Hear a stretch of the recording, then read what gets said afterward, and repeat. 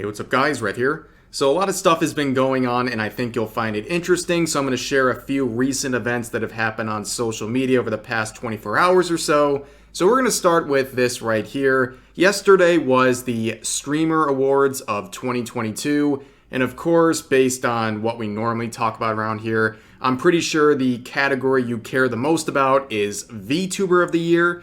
And this artwork is very symbolic of how the event actually went, since most of the nominees and other VTubers who went to this event don't show their face, so they were wheeling around iPads with these VTubers sharing their models and experiencing the event through that, much like how someone like Shy Lily did. And honestly, there was something very quite possibly dystopian about all this. It is a little weird to see people rolling around and these extremely famous people on iPads at these event ceremonies, but honestly, I think it is kind of funny and it looks scuffed, which I think is kind of fitting for a VTuber related event.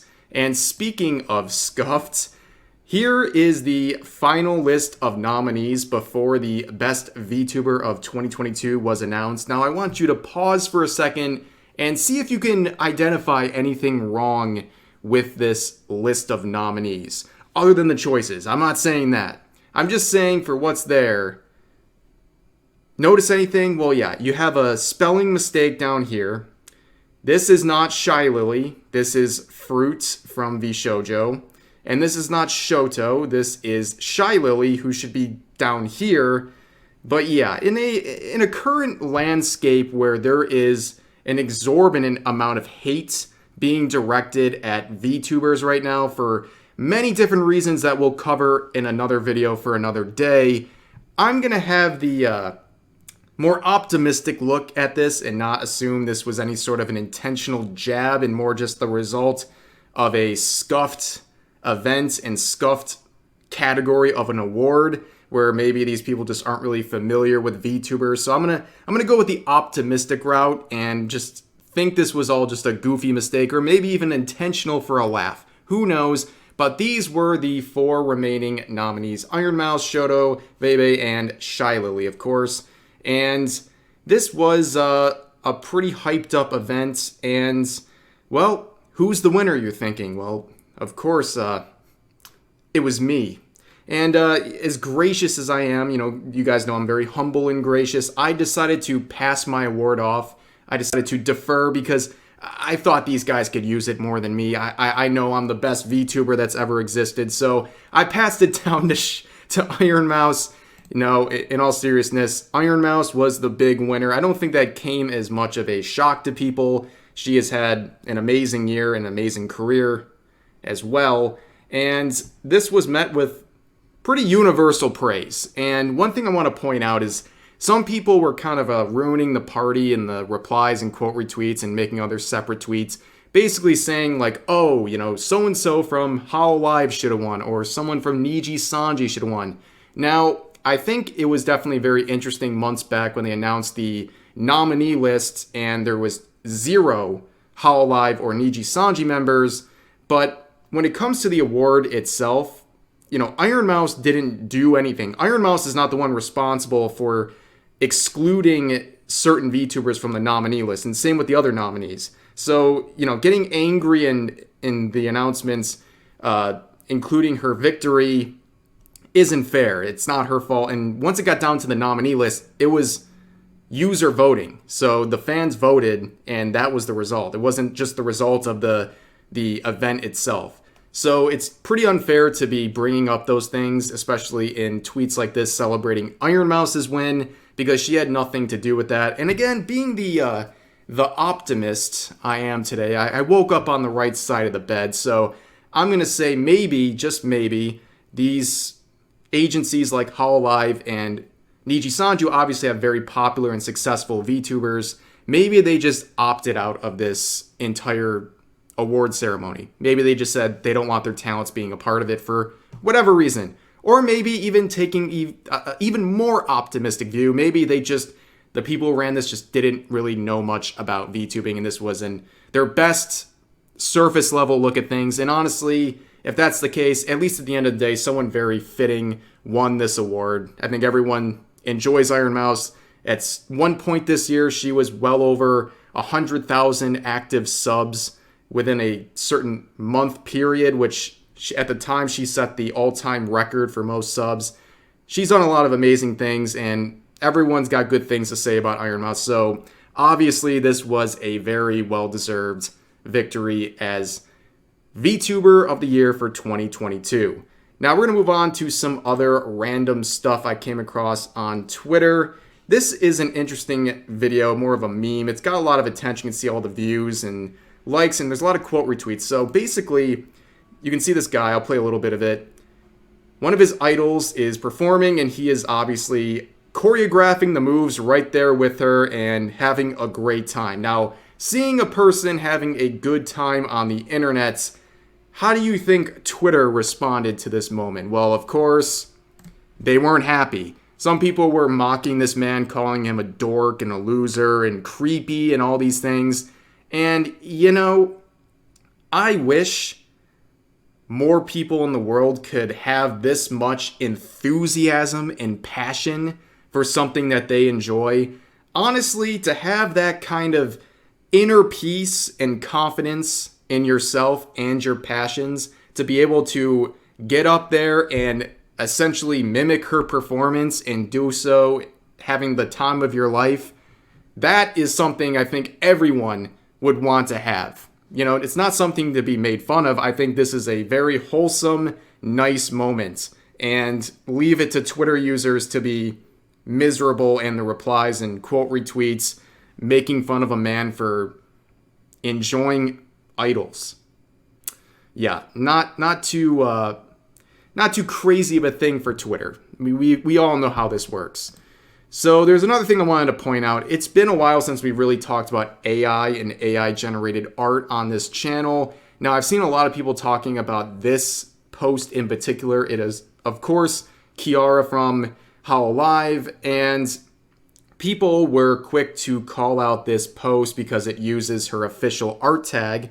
And you know, it looks great. I mean, it is a banger at first glance, but when you look closely, you see kind of the very telling signs that this is AI. So I am not an artist. I normally don't feel very comfortable identifying something as AI, but there's really one tool that every artist has told me to look at when you're deciding whether something is AI generated or not, and it's the hands and the feet. For some reason, AI just cannot get down hands and feet. The fingers and toes end up really wonky and messed up, and that's something that pretty much nobody's been able to smooth out with this technology. So when you look at this, it does not look right. Okay, I'm sure there's plenty of other small little details people can notice, but like, this is not a thumb. There's four fingers, and this is certainly not a thumb. And for the rest of the art to look so crisp and clean, and then all of a sudden to have like these Frankenstein hands over here, I think it's pretty obvious this is AI generated. And the fact that if you go down to the hidden replies, there's like a dozen people saying that this is AI and they're all hidden. And my general advice to anyone on the internet, I always give this out. If you're on Twitter, there is a hide feature where you can hide replies to your tweet. However, I would always suggest never, ever doing that. It is basically highlighting those messages, and it's like posting your L's. It's saying, number one, that something really got to you, so you had to hide it, but people can still see it. There's like a little tab that you click on. It says hidden replies, and there they are, like pinned replies.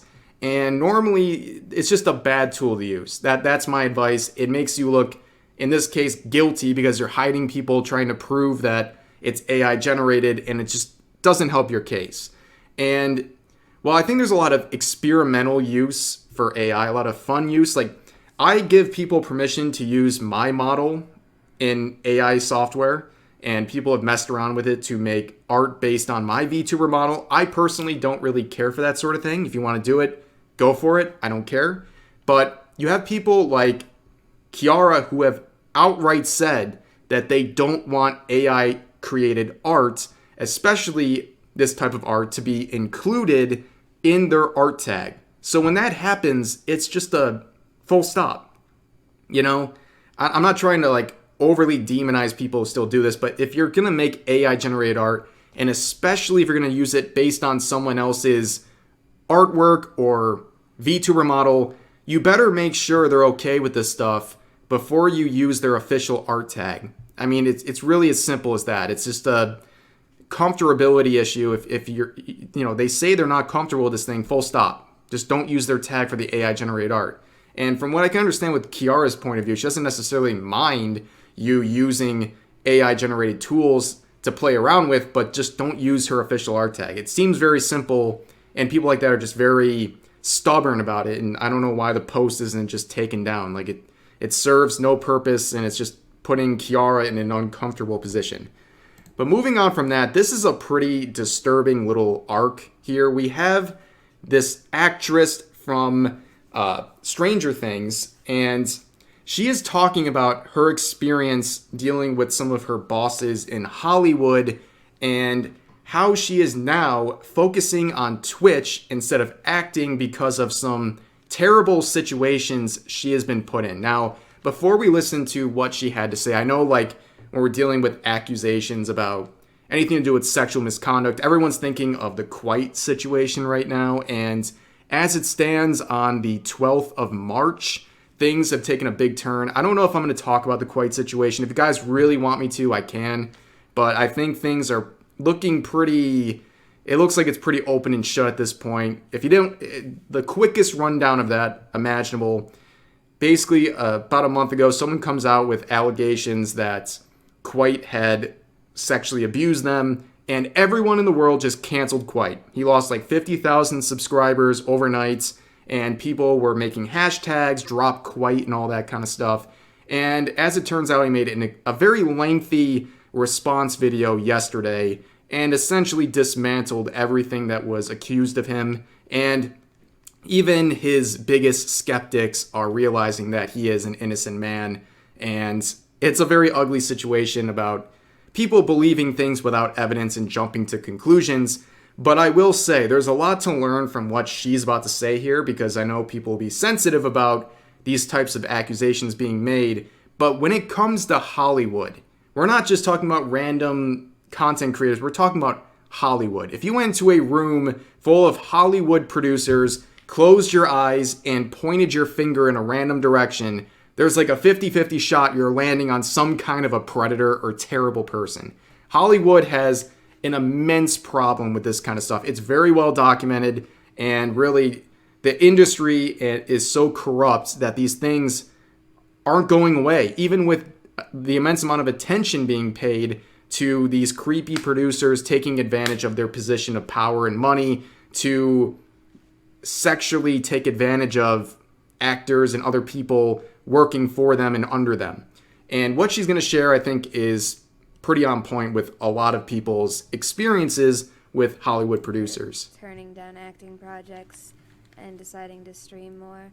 But the fact of the matter is, the last few projects I've worked on, I didn't have the best experiences. One of the last movies I did, one of the producers asked me to, he hired a girl that he was sleeping with, and then he had her ask me to have a threesome with them. So, that's my boss. Yeah, so that's obviously a very terrible situation she is in, and a lot of people have brought up the point about being a individual content creator on the internet. Obviously, there are weirdos on the internet, okay? I am fully aware of weirdos existing on the internet, okay? You can trust me on that. We look at them every day. I deal with them every day, and you're always going to have creeps no matter where you go. But you are, as a matter of fact, much safer working for yourself on a platform like Twitch than you are working in a Hollywood studio where you're dealing with people face to face and you're dealing with people who are acting like predators. It doesn't mean you're completely and entirely safe working on Twitch. Obviously not. But you're a lot more disconnected from people who will try to take advantage of you in a physical setting. Okay? I think that's obvious. And being a content creator who has that own shell around yourself, it is a lot safer. And I think it's sad. It's very sad to see that someone has to resort to this. And I think in a realm, especially on Twitter, where everyone's focusing on the most ridiculous issues, the most pointless and meaningless issues going on in the world that only Twitter cares about, why aren't people taking a closer look at Hollywood and places where their favorite actors or actresses are being put into these volatile and dangerous situations by people who have zero accountability for anything they're doing? I just thought this whole thing was very interesting and raises a lot of questions and concerns, and really why people aren't focusing more on stuff like this. But moving on, I wanted to give a little update on Discord. I mean, I know a lot of you guys use it, so I think this is important to know. So Discord came out about a week ago with this announcement, or actually 3 days ago, saying when it comes to sharing AI experiences with your friends, there's no place like Discord. Today we're introducing new AI experiments, including an AI chatbot named Kwite, Automat AI, and conversation summaries, and launching an AI incubator. So basically, hearing AI once again, you're probably quite concerned. Anytime an app starts talking about AI, you should probably start getting a little bit concerned. And a lot of users were extremely concerned, as you can tell by the number of quote retweets. So people came out. I mean, think about that post got about 6,000 likes. This one has 65,000 likes. And it's sharing a disclaimer and what you can do to counter this new program that Discord is trying to introduce.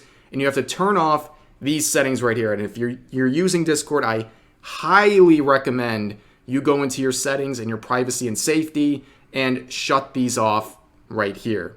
It is an extremely important thing to do because it sounds like Discord will be, or at least having the authority to, by you acknowledging and agreeing to it, to take your images, your chat logs, as well as even your voice conversations, it sounds like. So yeah, privacy issues running amok, and there's really no reason you should be opting into these things. It's not to your benefit, and it is a little bit creepy and weird, and you should be avoiding. This stuff is pretty unavoidable. You're going to have your information and your private searches and all these things. There's only so much you can do to protect yourself, but very glaring and open steps like this you should take whenever you have the opportunity. So I'm going to end this video on a way different note. I have been seeing this huge rise. It started a lot on TikTok, but it's spreading out, of these AI generated president videos. So they have like President Biden and former President Trump and Obama, and they have them in like these gaming things. And like it started off with like Minecraft videos where they have these programs that mimic their voice, and it's like scary good. And now we've gotten the good ending where this is now going on to anime and related things like that. And I have to say, these videos are unreasonably funny. I don't understand. Like, maybe my sense of humor is broken. Maybe I'm just, I don't know, something went wrong with my sense of humor. But this stuff has me, like, howling. So we're going to play, like, 15 seconds just to give you guys an idea of what all of this sounds like, okay? So, boys, who is your favorite girl in K-On? Actually, Donald, it's pronounced K-On. You've already made it clear that you are an anime normie. Ooh, K-On, I love Azasaw. She is so small and cute. Oh, of course, Sniffy Sleepy Joe loves the lolly character. Besides, isn't 15 a little too old for your taste, Joe? Zam, she's 15. Perfect breeding age. Like, I'm sorry, that stuff is funny. But I'll see if I can find the actual, like, main clip source here. But if not, I'll just give you a link to this tweet if you want to watch this. It is quite hilarious, and I don't know, adding these voices in, it just, there's something about it. I feel like I can't be the only one who finds these videos hilarious, but I wanted to end on a lighter note since we talked about a lot of heavier stuff towards the end there. So I appreciate you guys listening to this video. Please let me know all of your thoughts about everything we talked about in the comment section down below, and I'll see you guys next time.